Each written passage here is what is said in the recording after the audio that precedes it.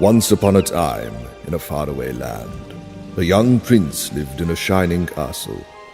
Although he had everything his heart desired, the prince was an absolute douche-canoe. But then, one winter's night, the ugliest human you have ever seen short of the two-penny crap you see in movies like Underworld or whatever, came to the castle and offered him a single rose in return for shelter from the bitter cold. After evacuating his bowels for 4 minutes, the prince sneered at the gift and told the CGI mishap to get fucked. But she warned him not to be such an apocalyptic fuckhat to strangers, and that beauty is found within. In an effort to be slightly more polite but failing miserably, he told her to crawl into the nearest hole and roll about in it screaming "North, North, squeeg." But instead, the old woman's ugliness melted away, and she was hella fine.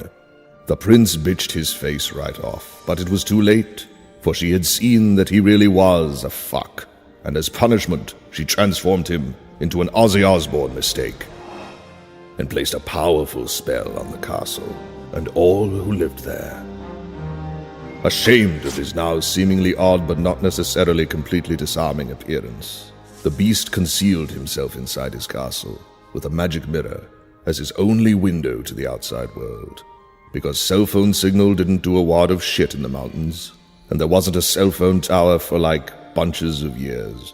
The rose the aforementioned tricky bint had offered was truly enchanted as all get out, which would bloom until he was finally legally able to guzzle wine like tomorrow's a dream, if he could learn to not be a pile of indigestible fuck, and could find someone to at least clean up after his constant mess by the time the last petal fell. Then the spell would be broken.